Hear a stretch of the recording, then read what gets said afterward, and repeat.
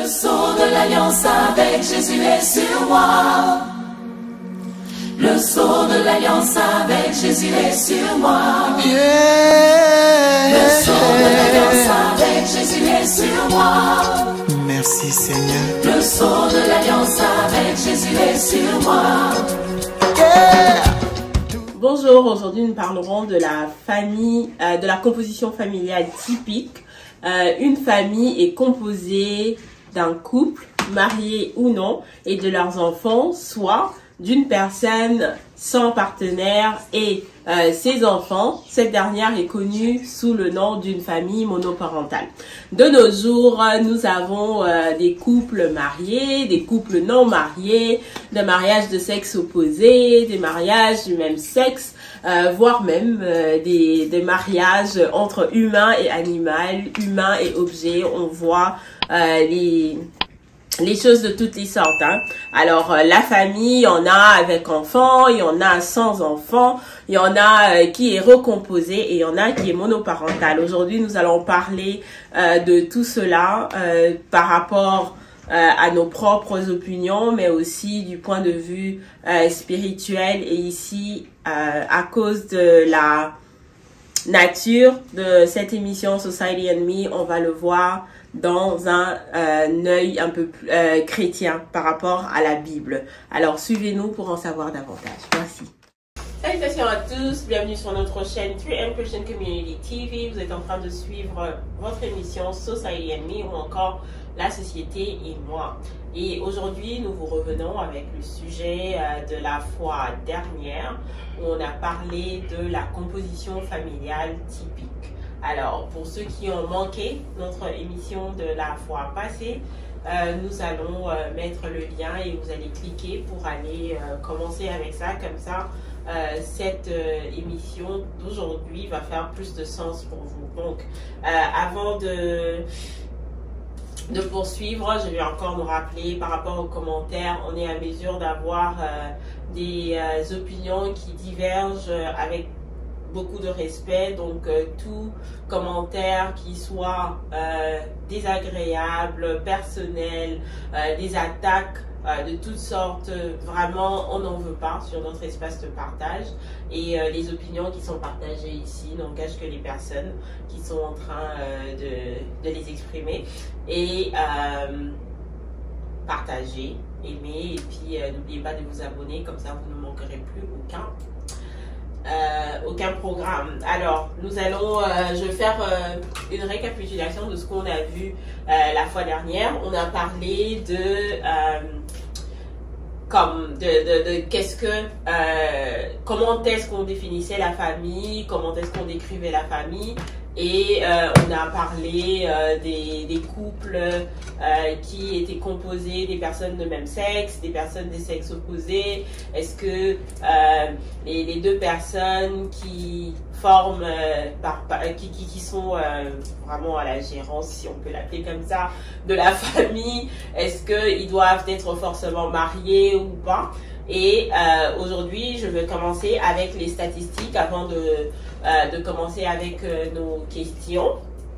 Mes statistiques viennent de Statistique Canada par rapport au recensement qu'il y a eu en 2016, parce que malheureusement, on n'a pas encore les informations du recensement de 2021. On va les avoir en tout cas, je pense vers la mi-février, en tout cas vers la fin du mois de février. Donc, on va faire avec les informations, les données que nous avons qui datent de 2016 et puis on pourrait jauger avec ça. Alors, je vais commencer. Oui. Et puis, ça prend aussi en compte une étude qui a été faite sur la famille et la société en 2017. Donc, c'est pas aussi loin que ça. Donc, je vais commencer. On dit que les personnes vivant seules au Canada représentent 14% seulement de la population de 15 ans et plus qui vivent dans les ménages privés. Donc, ce sont des gens qui vivent tout seuls, vraiment. Et il y en a que 14%. En tout cas, ça compose 14% de la population canadienne, et ça c'était en 2016, et c'est l'équivalent de en 1981, je suis désolée, je peux pas parler, je m'excuse, c'était 9% de la population, et la plupart des jeunes adultes en 2016 qui vivaient seuls, pour eux, ils considéraient ça que c'était une situation qui soit temporaire, parce qu'ils envisageaient de se marier un jour ou de se mettre en couple et avoir des enfants. Alors, donc, si je vais faire le portrait des ménages canadiens, alors, 28% des ménages canadiens, 28% de la population canadienne fait partie du ménage qui comprend une seule personne. 28%. 26% du ménage canadien sont des couples avec enfants, et c'est le même pourcentage pour les couples sans enfants, donc 26-26. Et il y a seulement 9% des familles monoparentales et 4% des ménages non familiales de 2 personnes, donc de 2 personnes et plus, donc c'est un peu comme la colocation. Ça c'est 4%, et un autre 4% pour autres ménages familiales, donc autre que forcément les couples avec enfants, sans enfants ou les personnes seules. Je pense que c'est self-explanatory. Puis on a 3% des ménages multigénérationnels, donc qui ont aussi les grands-parents, arrière-grands-parents, en tout cas qui ont d'autres, c'est comme plusieurs petites familles qui vivent ensemble, 3%. Donc ça est à cause de 28% des ménages qui comprend juste une seule personne, donc les personnes qui vivent seules. Il y a eu un changement qui s'est fait dans le secteur économique, dans le commerce de petits détails, et puis aussi dans le secteur du logement. Alors on a vu que en 2016, c'était la première fois dans l'histoire canadienne qu'il y avait un pourcentage aussi élevé des ménages d'une seule personne qu'il y en a d'habitude avec les ménages qui ont des enfants. Des couples avec un enfant, et c'est à partir de 2016 que vraiment ils ont commencé le secteur commercial, le commerce d'État a commencé à shape un peu la façon dont ils faisaient la présentation des produits pour essayer de se cadrer avec cette nouvelle demande-là des personnes qui sont tout seules. Et parmi ces personnes-là qui sont seules, on a dit que c'était de 15 ans et plus, mais ceux de la tranche d'âge de 24 ans et plus, de 20 à 34, si je ne me trompe pas, oui, c'est ça. Eux, ils vivent tout seuls, mais ils sont en couple, mais chacun vit chez soi, si on peut le dire comme ça. Alors, ça, c'est les informations par rapport aux statistiques. Ça nous permet d'avoir un recul par rapport à tout ce qu'on a dit à la première partie de notre mission, que vous pourriez suivre avec le lien qui va être en commentaire. Et je vais poser une question qui va dans ce sens-là de la famille. On est à mesure de voir que la famille, bon, des fois, on n'est pas obligé de vivre sous un même toit, parce que je pense que on a parlé de la famille par rapport à la Bible, par rapport au sang, et aussi par rapport à la société et aux différentes affiliations qu'on peut avoir. Et on a dit que, je pense que c'était par rapport à la Bible, que la famille, c'est forcément des gens qui sont sous un même toit, qui partagent le même toit.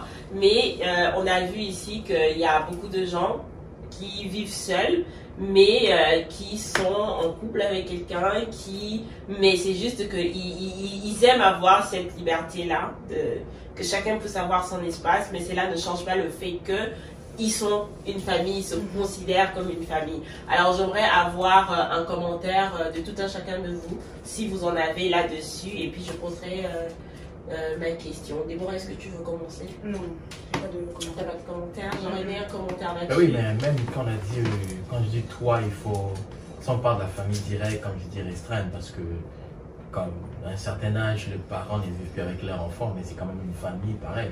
Puis les enfants vont leur donner des petits-enfants, ils sont quand même une famille, mais c'est pas nécessairement ils sont sous le même toit. Donc ça fait déjà même de façon traditionnelle, ça fait du sens.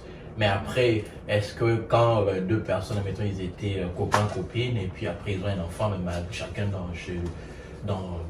chez soi, par exemple, avec l'enfant, de facto, ils forment une famille en tant que parents de cet enfant-là. Donc c'est tout à fait compréhensible.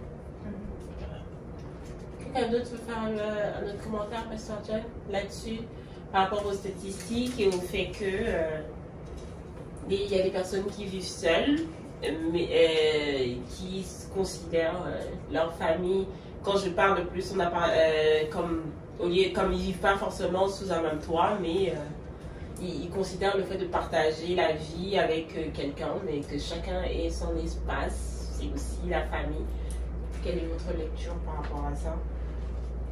Ma lecture est peut-être partagée quand on entre dans le détail. Est-ce que la personne qu'on considère être membre de famille, c'est dans le cadre du mariage ou dans le cadre de frères et sœurs? Parce que dans le cadre du mariage,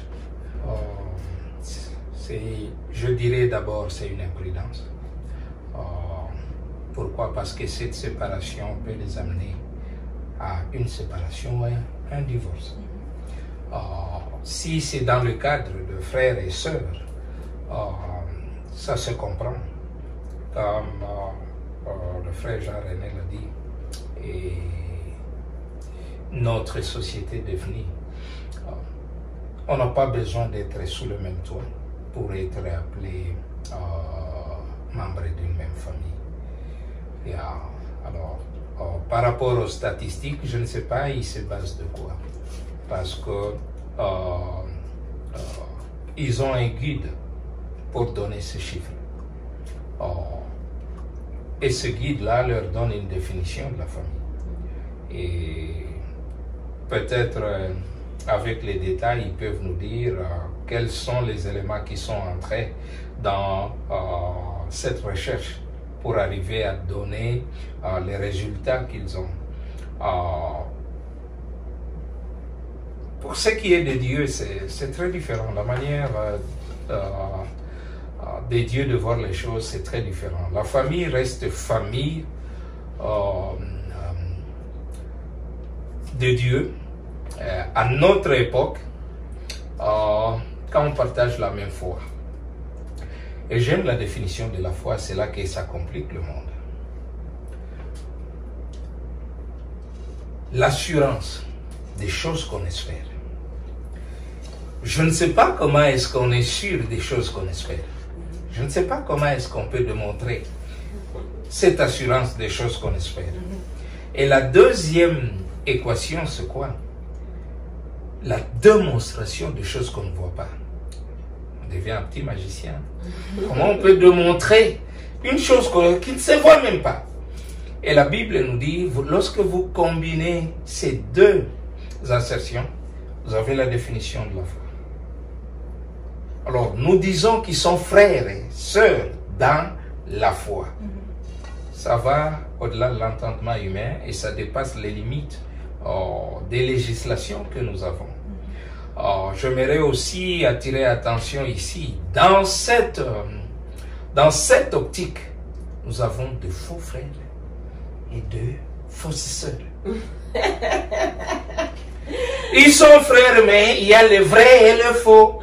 Alors faisons attention, parce que on ne doit pas juste se limiter à dire que c'est mon frère, comme c'est mon frère, c'est une famille. Les faux, je ne sais pas si on va les amener dans la famille. Les vrais, ils appartiennent directement à la famille. Ça, c'est ma façon de voir les choses. Ça me mettrait à poser la question de comment tu fais la différence de les vrais puis les faux? Est-ce que c'est par rapport à comment ils réagissent avec toi? Est-ce que c'est par rapport à quoi? DNA test, yeah, right. Yeah. Brièvement. Yeah. On reconnaît l'arbre par son fruit. Alors, la Bible dit, il n'y a rien qui sera éternellement resté dans le noir, dans l'obscurité. À un certain moment, ça va se faire découvrir. Et c'est comme ça qu'on remarque le vrai et le faux. D'où la parole qui dit, laissez l'ivraie et le blé grandir ensemble. À la moisson, ça sera très facile.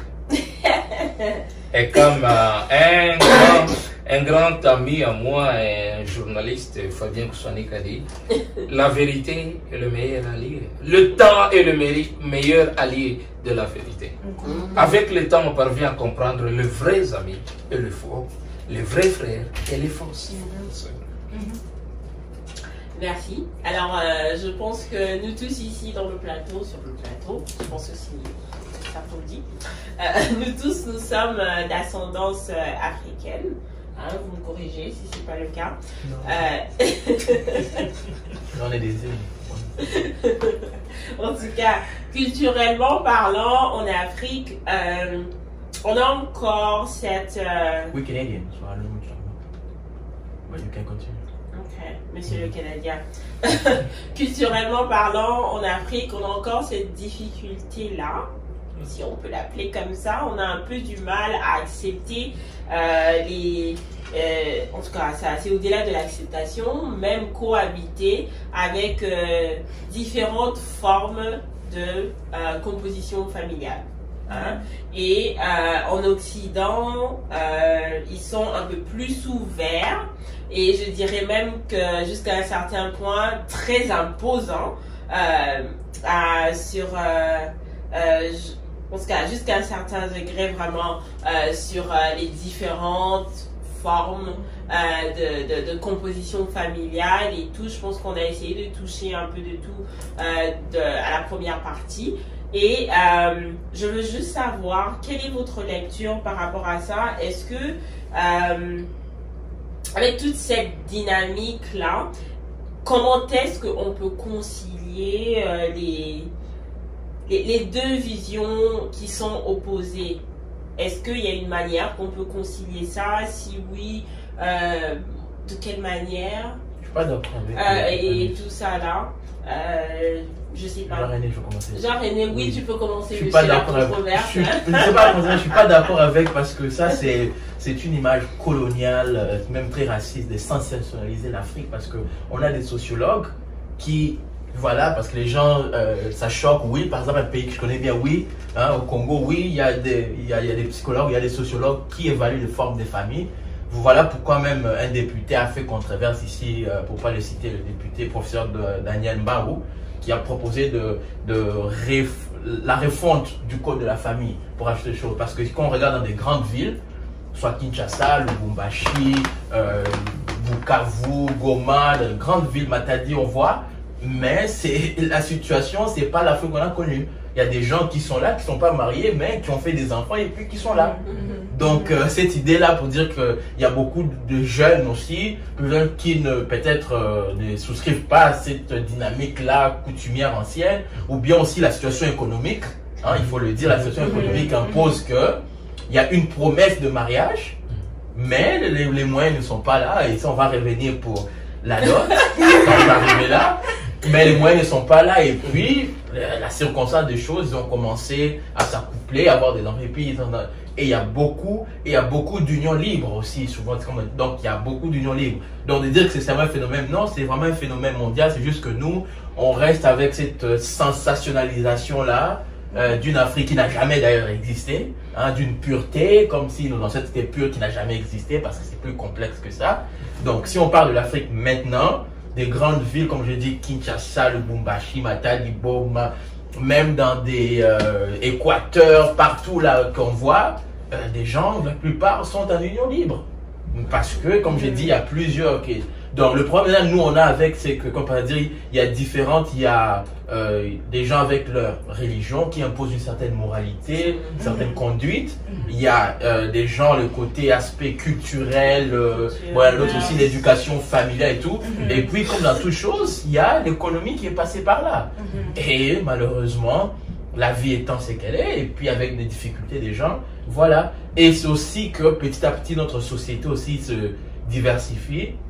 même au sein de notre société, on doit comprendre que ce n'est pas tout le monde qui va se marier. Merci. Et ça, je crois qu'il faut qu'on arrive à voir ce débat-là et accepter que ce n'est pas tout le monde qui va se marier. Et on le voit même dans cette fille dans beaucoup de pays, c'est pas toutes les femmes. Et là, on va rentrer les choses de la polygamie peut-être plus tard, hein, dans d'autres émissions, parce que nos ancêtres n'étaient pas juste des fous furieux comme ça, qui aimaient des femmes, vouloir être avec plusieurs femmes. Non, parce qu'il y avait un problème sociétal qu'il fallait régler, parce que si vous avez plus de femmes que des hommes partaient dans les chasses, machin, ils ne revenaient pas. On ne cautionnait pas qu'une femme qui est là, qu'elle reste comme ça, sans procréer, sans rien. Et voilà pourquoi on s'est donné des limites, des acceptations. On a permis la polygamie. Ou bien des fois, on devait, bon, si la femme de ton frère meurt, toi, ton petit frère, tu peux la récupérer. Comme ça, on garde un peu cette moralité que ça reste dans la famille. Donc, c'est plus complexe que ça. C'est plus complexe que ça dans la vie de tous les jours. Donc, pour résumer, l'Afrique d'aujourd'hui connaît les mêmes mots MAUX que l'Occident. C'est juste que nous, on garde encore cette purité factice et on n'accepte pas que notre société, même nos sociétés africaines, changent parce que nous faisons partie aussi de la mondialisation. Les jeunes Congolais qui se mettent à Bukavu, Goma, Lubumbashi, Kinshasa, Matadi, ils ont accès au téléphone comme tous les jeunes. Ils participent à l'internet, ils participent au mouvement. Tu les vois même, ils sont dans des TikTok, Instagram, même dans leur accoutrement. Ils n'ont rien à voir, tu peux pas distinguer si c'est un jeune. Non, ils sont tous dans cette mouvance-là, des mêmes styles vestimentaires, fashion, tout ça. Donc, pour dire que il y a vraiment une mondialisation et l'Afrique fait partie de cette mondialisation-là. Et le côté positif et négatif de cette mondialisation, c'est the breakdown of the family. Et on le voit aussi dans nos sociétés. Et même ici dans la diaspora, où moi je suis aussi avocat droit de la famille, quand je vois les gens, c'est seulement des blancs qui se divorcent. Non, il y a aussi nos frères congolais, voilà, que ça arrive, ils se divorcent et on doit l'accepter que ça arrive. Donc, c'est un peu ça mon désaccord, mais je redonne la parole. En fait, c'est vraiment pas un désaccord, en fait, parce que je parle avec toi et je voulais. Mais je sais que tu m'as trigger. Tu voulais me trigger. Sortir. Oui, tu m'as trigger. Voilà, j'ai été trigger.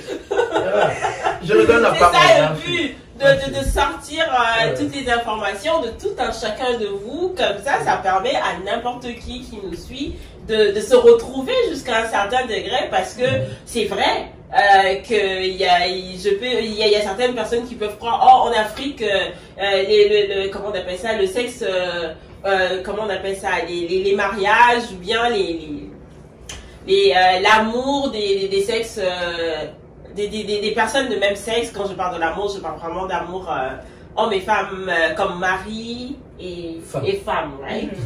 Pour faire la différence, parce que ça fait rien si j'aime des rats, ok? C'est tout, c'est ce que je n'amène pas sur mon lit, c'est tout.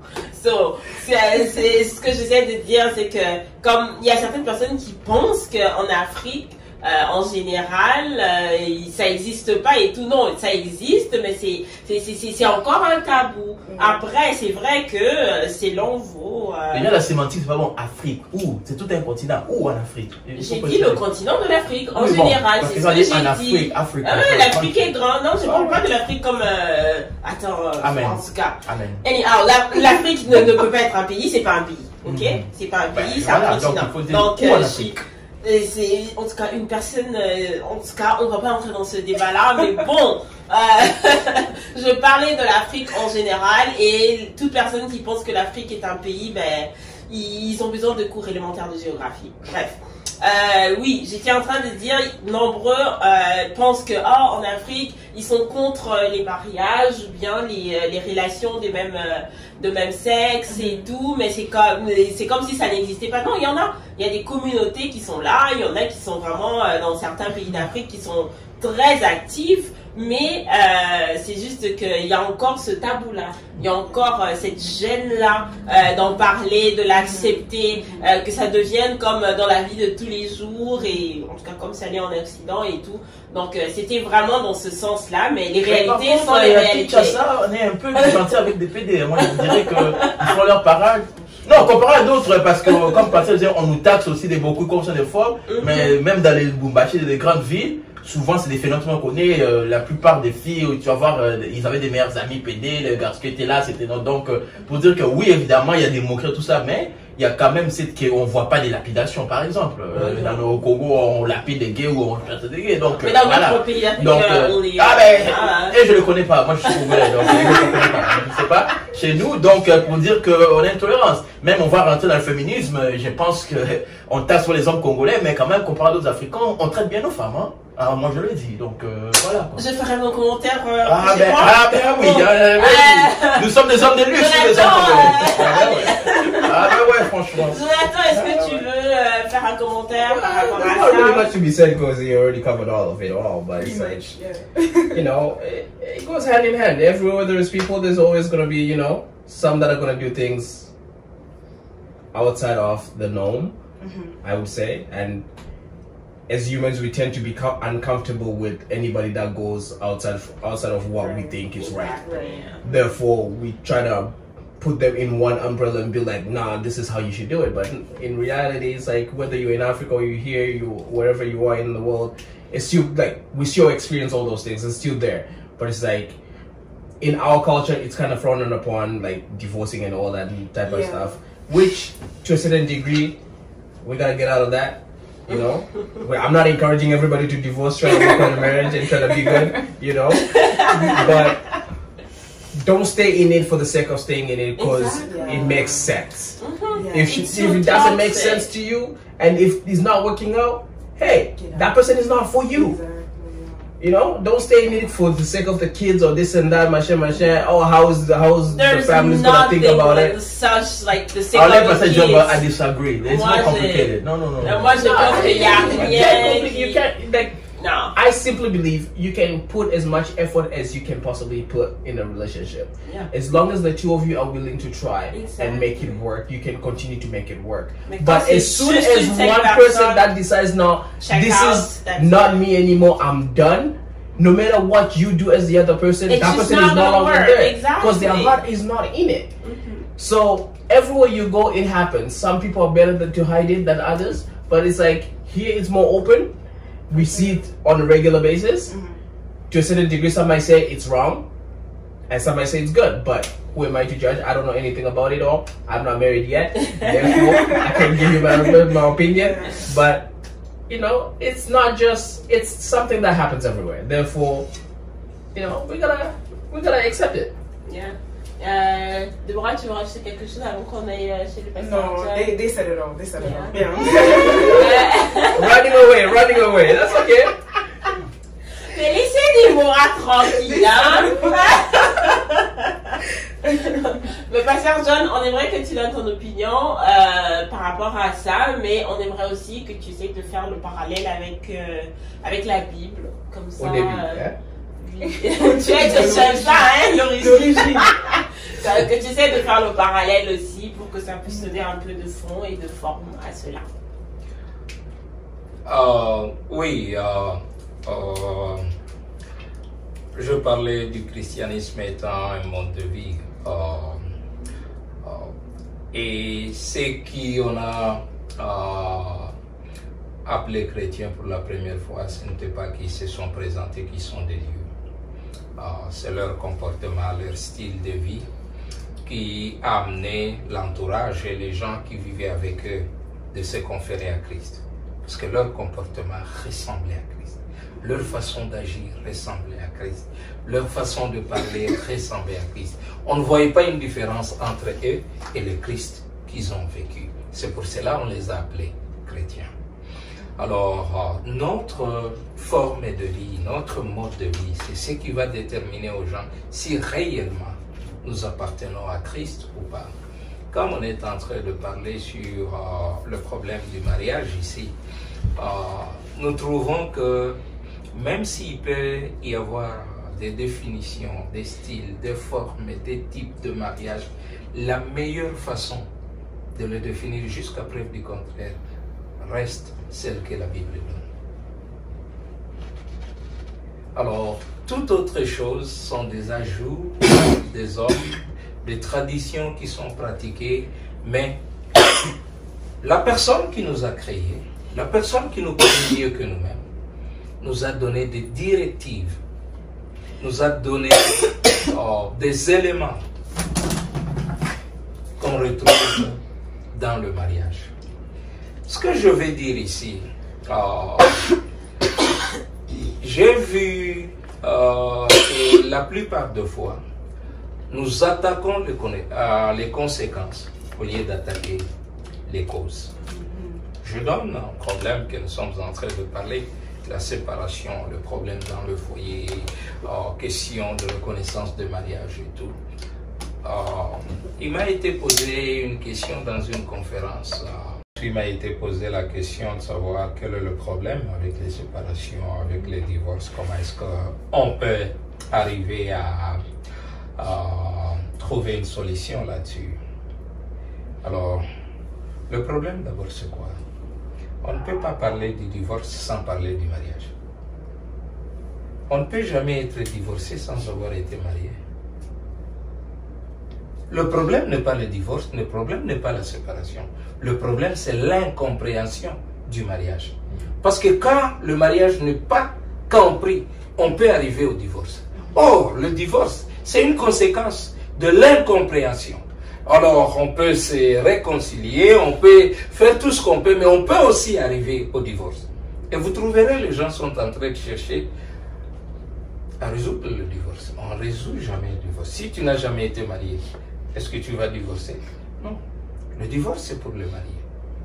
Alors, le problème, c'est quoi? Rentrons aux causes. La cause, c'est quoi? L'incompréhension du mariage. Et quand on ne parvient pas à comprendre, on a tout le problème. Alors, ce qu'il faut enseigner aux gens, c'est le mariage. Et c'est pour cela que nous sommes en train de dire, dans le processus, le pré-counseling du mariage, ça aide beaucoup. Imaginez que le mariage voulait commencer après la fête, après la bénédiction, après la déclaration. Le problème que nous sommes en train de débattre ici, c'est quand est-ce qu'il y a mariage? Il y a mariage quand il y a l'anneau. Il y a mariage quand le pasteur a dit « Je vous déclare maintenant, hommes et femmes, messieurs et madame ». Est-ce qu'il y a mariage quand on a donné la dot? Est-ce qu'il y a mariage quand les parents se connaissent? Est-ce qu'il y a mariage quand on cohabite ensemble? Quand est-ce qu'il y a réellement mariage? Nous sommes avec un avocat qui m'aidera. Il y a mariage dans le droit quand toutes les conditions sont réunies. Il faut voir quand tous les éléments du mariage sont réunis. Là, on parlera du mariage. En dehors de ça, j'aimerais être courtois et en même temps très ils appellent comment, sensible.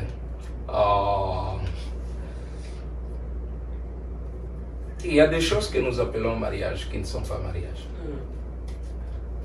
Ce n'est pas question de dénigrer ou de ne pas respecter, mais quand nous appelons mariage, il y a certains éléments qui doivent entrer. D'abord, c'est une décision et puis un choix.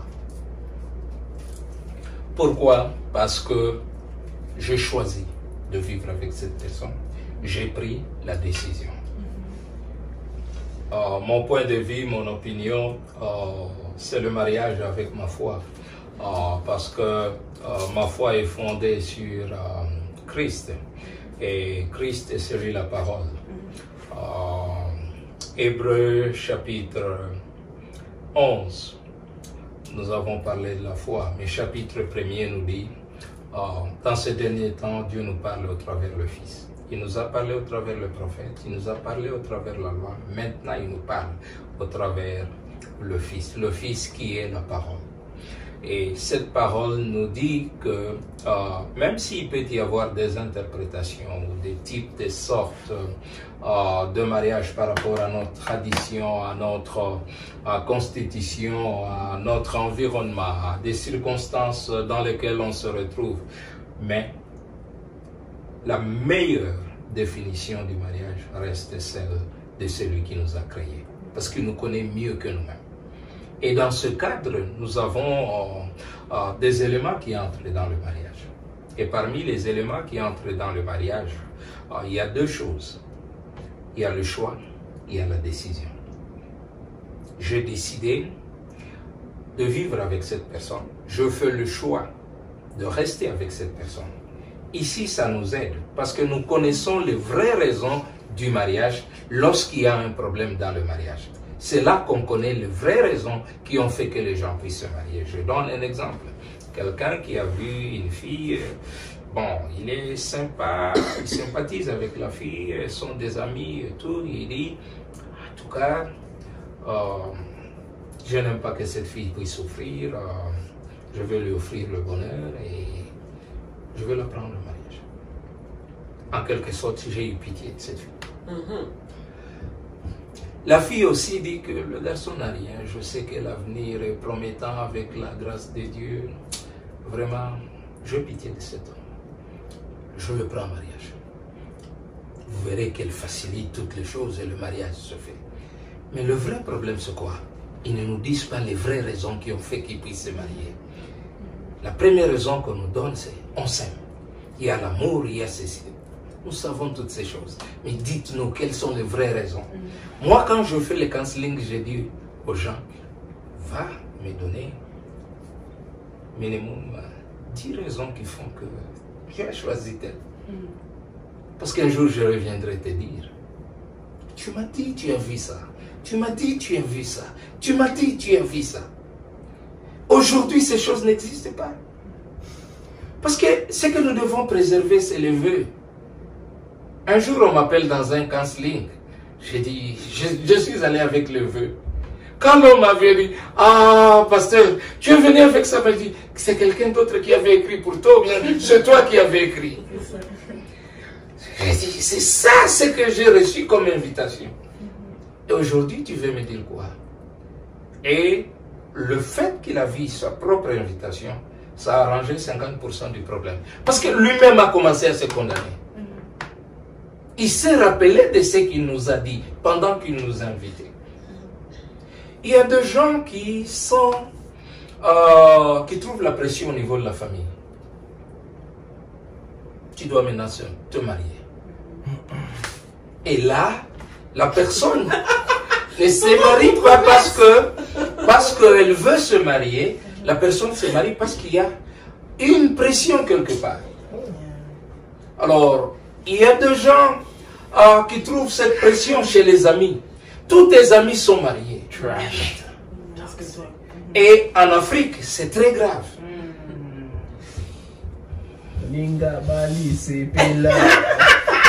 C'est très grave dans quel sens? C'est tout le monde dans la famille qui vient te dire, en tout cas, j'apprécie ce garçon. J'apprécie vraiment cet homme, il est sérieux. J'apprécie cette fille, elle peut faire des bonnes. S'il vous plaît, s'il vous plaît. Tu vois. Alors, vous trouvez que c'est pas mal. C'est pas mal toutes ces raisons. Mais est-ce qu'elles sont les vraies raisons pour entrer dans le mariage? Comme je l'ai dit tantôt ici, la vraie raison c'est quoi? Je fais le choix. J'ai pris la décision. Parce que je n'aurai personne à blâmer le jour qu'il y aura le problème. Mais nous voyons quoi? Quand ils viennent pour le counseling, ils vous diront toutes les raisons sauf les vraies raisons. Alors, quand tu n'as pas une grâce de Dieu dans ce domaine du mariage, tu pourras plus te tromper. Et ce que je déplore, c'est la place des leaders spirituels, la place de beaucoup d'entre nous. Vous voyez quoi? Nous devenons les amis des soi-disant victimes plutôt que de faire le counseling. Je ne suis pas entré dans le problème pour que le mari me voit que je suis bon ou la femme me voit que je suis bon. Mais vous trouverez, la femme commence à aimer le pasteur parce que le pasteur est de son côté. C'est pas le rôle que tu es venu faire. Tu es venu les réconcilier. Alors, deux fois, nous dévions notre mission. Et laisse que Dieu nous aide. Dire qu'en Occident ou en Afrique, je ne pense pas. Les dieux de l'Afrique, c'est les dieux de l'Occident. Quand on respecte les valeurs naturelles, les valeurs divines, je ne crois pas que l'espace peut nous faire défaut. Oui, ça a de l'influence, mais il y a de bonnes valeurs qui peuvent être gardées de deux côtés. Alors, dire que nous devons réconcilier ce que nous avons en Afrique et ce que nous avons ici en Occident, tout dépend de valeurs qu'on a gardées, de la discipline de tout un chacun et du mode de vie que cette personne va présenter par rapport au sujet du mariage. J'en ai eu des cultures différentes, de même culture. Je fais le mariage entre les gens de cette culture et le counseling a été le même. Je fais le mariage entre la culture ici et la culture africaine. La notion n'a pas changé. Je fais le counseling, le mariage de la culture africaine. Ça n'a pas changé. Je vous apprends que mon père et ma mère ne viennent pas de la même culture. Moi et ma femme, nous ne venons pas de la même culture. Vous voyez? Et dans toutes ces choses, j'ai appris. Merci beaucoup. Donc, si je peux, avant de laisser tout un chacun de nous de donner son mot de la fin par rapport à ce sujet qui, je veux rappeler, était et encore, même si on est rendu à la fin, la composition familiale typique. Alors, pour ceux qui veulent savoir tout ce qui a été dit au départ, allez suivre la première partie. On va mettre le lien dans les commentaires et dans la description. Je vais essayer de vous dire, peut-être que vous pourriez être un peu surpris de voir que on parle de la famille, de la composition familiale typique. Pourquoi on est en train de parler de mariage? Pourquoi on est en train de parler des couples et tout ça là? Si vous allez suivre la première partie de l'émission, le pasteur John nous l'a expliqué. On ne peut pas parler de la famille sans que l'on parle des couples, sans qu'on parle de mariage, pour ceux qui veulent se marier, pour ceux qui considèrent que pour fonder une famille, il faut forcément se marier ou pas. En tout cas, et tout un chacun de nos panélistes ont développé là-dessus. Donc c'est pourquoi vous voyez qu'on parle de mariage, de couple et tout ça là.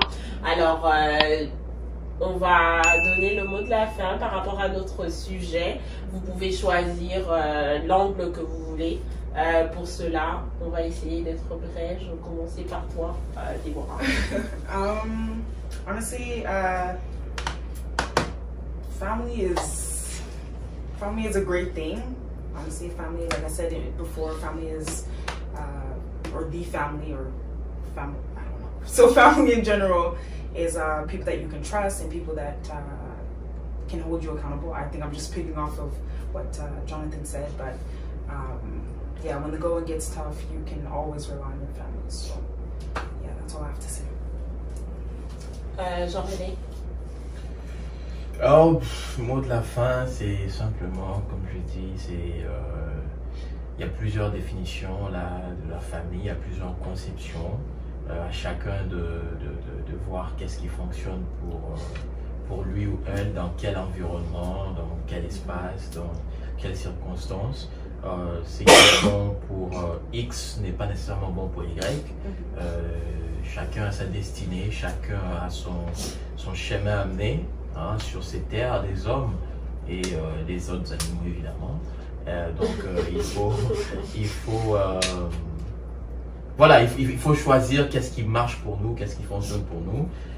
Il y a des doxas, il y a des impositions, mais comme le pasteur John a dit, il y a l'ordre, il y a un certain ordre qui a été donné, mais il faut aussi se souvenir qu'il y a d'autres personnes qui ne vont pas nécessairement suivre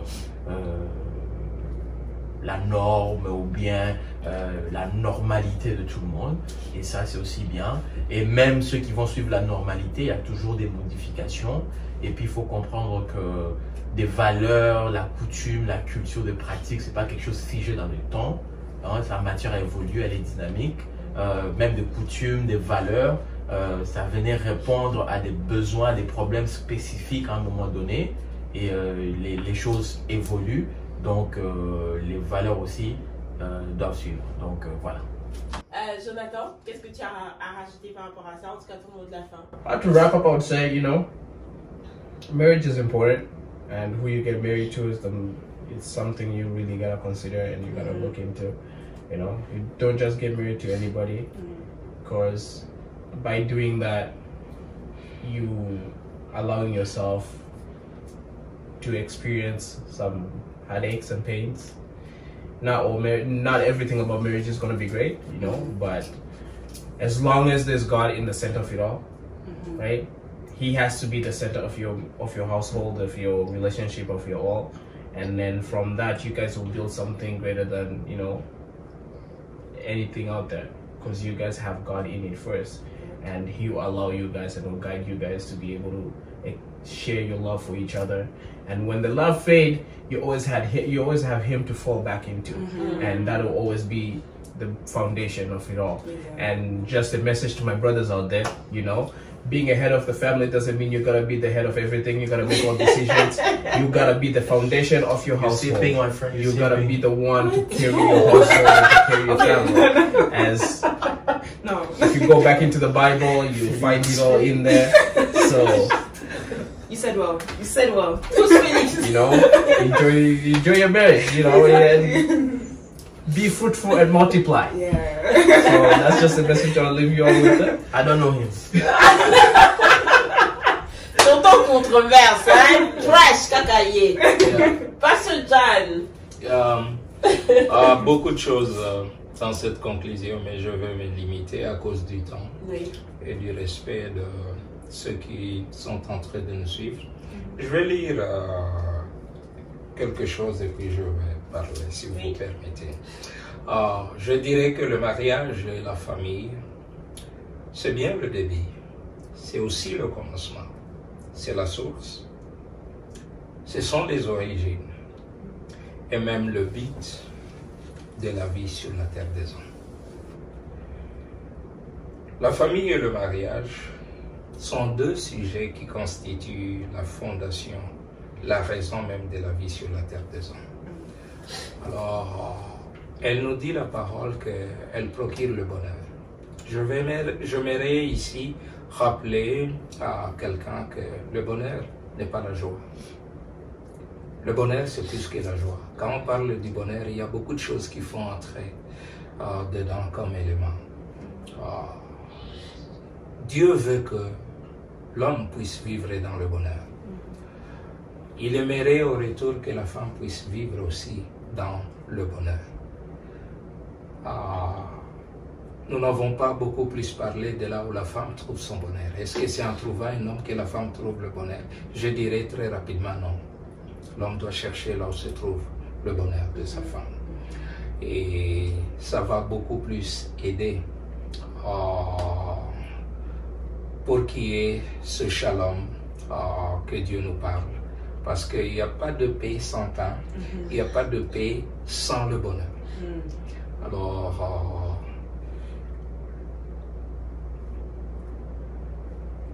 l'essence de Dieu de créer l'homme, c'était que l'homme soit comme lui. Célébrer.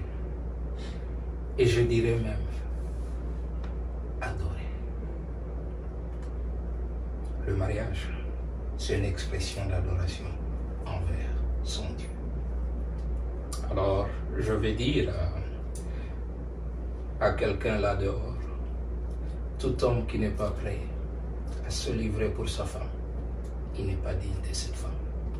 Qui n'a pas entendu? Moi. Le mystère c'est quoi? La Bible dit, vous comprendrez le mariage quand vous faites la comparaison entre votre maison et Christ. Il a donné sa vie. Il a tout fait pour que cette épouse puisse être ce qu'elle est. Il a même préparé l'épouse. Et il était prêt. Non seulement il était prêt, il a fait ce qu'il devait faire. Que les hommes puissent faire pour cela, afin qu'ils vivent le bonheur. Que Dieu nous aide. Avant d'être à la théâtre, avant d'être we said no, Pastor John, no. À prochaine. Tantôt controversé sur ce terme. My bones disagree. Mais là, le Saint-Esprit descend sous un autre forme. Sous une autre forme, quoi. En tout cas, je vous remercie. Merci tout à chacun de vous d'avoir contribué et je vais essayer de faire le résumé de la première partie et de cette deuxième partie. Nous avons parlé de la composition familiale typique, on a parlé, comment on appelle ça, ça nous a amené à questionner le fait, ben, c'est quoi la famille, et la famille est décrite vraiment, ça dépend de tout un chacun de nous, de ce que l'on veut inclure ou pas vraiment dans la description de la famille, et c'est de là que découle en tout cas la suite de nos opinions, la suite de notre façon de voir les choses, de voir aussi notre société. Nous avons parlé, nous avons dit que notre foi aussi nous conditionne aussi à voir la famille d'une certaine manière, et on a parlé du fait que il n'y avait pas de famille sans d'abord parler des couples, les deux personnes qui commencent cette famille-là, qui forment le premier noyau de la famille. Et chacun a donné son opinion. Si vous avez des choses à rajouter, à partager avec nous, sentez-vous à l'aise de le faire dans le commentaire. Encore une fois, j'aimerais réitérer, il n'y a personne ici qui a dit que, parce que vous avez vu, à la première partie, tout le monde était un peu hésitant de dire sa pensée complètement par rapport au mariage ou aux relations des couples de même sexe. Il n'y a personne vraiment qui... Carrément, c'est comme on s'en fout hein, de ce que vous faites, de ce que vous choisissez. Mais ce qui est important, c'est juste de respecter aussi l'idée de les convictions des autres. Hein. Vous pourriez être à mesure d'arriver à la conclusion du fait que on se met d'accord de ne pas être d'accord, et cela ne veut pas dire qu'on déteste telle personne au détriment de l'autre, non. De toute façon, moi, en tant que chrétienne, je dirais, si je m'appelle chrétienne, je suis supposée vous aimer, parce que si j'aime seulement Déborah ou j'aime seulement Pasteur John parce qu'ils sont en train de partager la même foi que moi, j'ai combien je suis différent de l'autre personne qui ne croit pas. Donc c'est même en ce moment-là que je dois être à mesure de témoigner de l'amour aux personnes qui ne pensent pas de la même manière que moi. Mais c'est juste le fait que les idées sont divergentes, et puis c'est tout, mais cela ne veut pas dire que telle personne haït un autre. Donc vous faites ce que vous voulez, chacun donne sa description de la famille et chacun aime qui il veut comme il le veut. En tout cas, c'était Society and Me, la société et moi, et je veux nous donner encore des bénédictions avant de se quitter. Que l'Éternel nous bénisse et qu'il nous qui nous garde, je peux pas parler, désolée. Que l'Éternel fasse luire sa face sur nous et qu'il nous accorde sa grâce. Que l'Éternel tourne sa face sur nous et qu'il nous donne sa paix. Alors, je vous dis à la prochaine. Au revoir. Le sceau de l'alliance avec Jésus est sur moi. Le sceau de l'alliance avec Jésus est sur moi. Le sceau de l'alliance avec Jésus est sur moi.